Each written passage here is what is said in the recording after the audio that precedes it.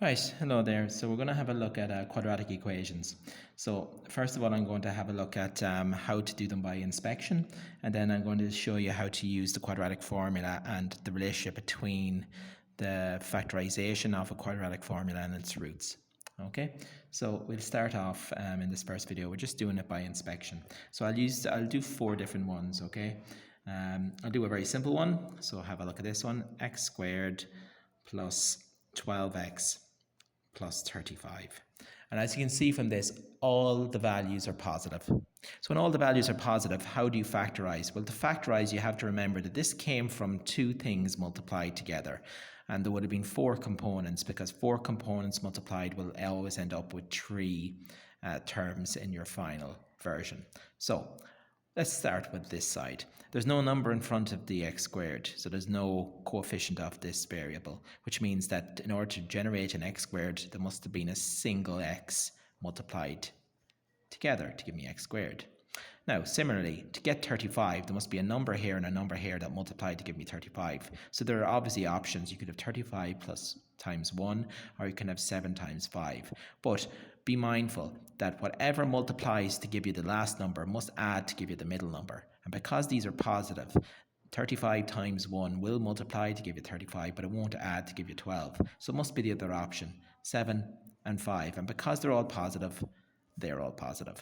So there you have that done. And this is a very simplest example because everything's positive and there's no coefficient on the x squared. Okay, so let me show you another version then. Maybe this one's just a teensy-weensy little bit tougher. Here we have one that has 2x squared plus 5x plus 2. So in this scenario, we do have a coefficient of the x squared, but we're going to follow the same method. We're going to create two brackets because I have four things that are going to multiply to give me three things. So because this is prime, the only way you can multiply two numbers to give you prime is if one of them is the number and the other one is 1. So this must have been 2 and this must have been 1. And then because I have an x squared, one of them must be x and one of them must be x. So it's 2x times 1x is 2x squared. Now, because this is prime, the only factors it can have are 2 and 1. But I have to think to myself, if these have factors of 2 and 1, this number, then whatever number that is, when I multiply these two, must generate it. But when I add, they must give me that. But this comes into play. So let me show you how that works.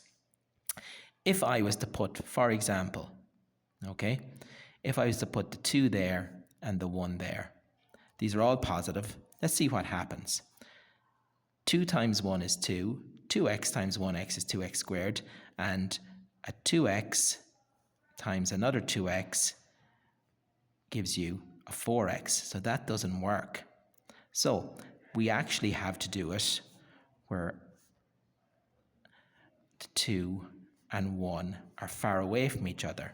Keep out the pluses, and now you can see that 2x times x is 2x squared, 1 times 2 is 2, and 1x times 1x times 4x gives you plus 5x.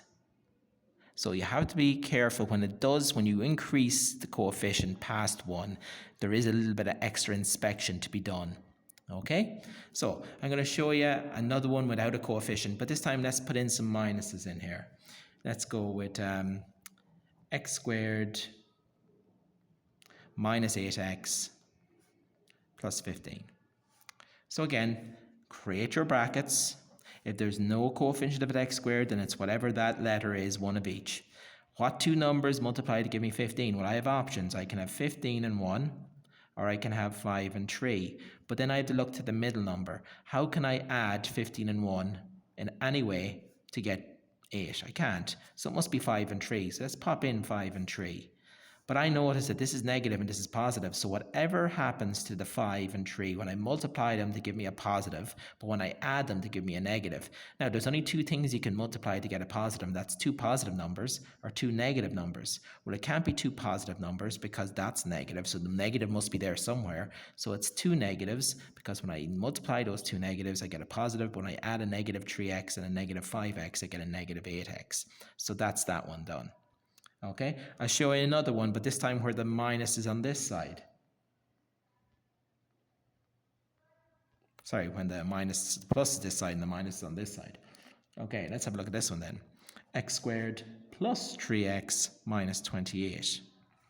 So same thing again, create your brackets. There's no number in front of the x squared, so just pop one of them there. Now, let's get our factors of 28. We have 28 and 1, we have 14 and 2, and 7 and 4. Which of those combinations could add or subtract to give you 3? Well, it's not going to be the top one, 28 and 1. It's not going to be 14 and 2. It's going to be 7 and 4. So let's get them in, 7 and 4. Okay, now let's think of this carefully. They need to multiply to give me a negative number. The only way you can multiply to get a negative number is if one of them is positive. So we know one of them is positive and one of them is negative. However, this has to be positive. So when I add these two numbers or take them away, whichever way you like to think about it, I always like to think of it in terms of adding. When you add those two numbers, it must get smaller but stay positive, which means the bigger number was positive and the smaller number was negative, because a plus 7 added to a negative 4 will still end up being a positive 3. Okay, so there, and there's only one more type, and that's where both are negative. So let me find you one where all of them are negative. X squared minus 3x minus 10. Okay, so this time they're all negative. So how do we do this one? Same thing again. Create my brackets. I check there's no number in front of the x squared. If there isn't, I pop one in. And now, what are the factors of 10? 10 times 1, 5 times 2. So look at them and look at the 3. 10 and 1 can't in any way combine with a plus or a minus to give you a 3. But 5 and 2 can. So let's pop the 5 and 2 in. Now, they're both negative. So it's the same scenario as here, that one of them is going to be positive and one of them is going to be negative. The difference here though, instead of this one where the bigger number was positive, here the bigger number is negative. And now you have a plus 2x added to a negative 5x gives you a negative 3. But when I multiply it, positive and negative, they give me the negative 10. Okay, so that's how you do the very simple ones, just by inspection. Okay, now as you get better at this, you'll do all of them by inspection. But while you're learning this method, okay, and getting really good at just doing the very basic ones right, it's sometimes just that bit easier to use the quadratic formula to do it, okay, which I will show you in the next video.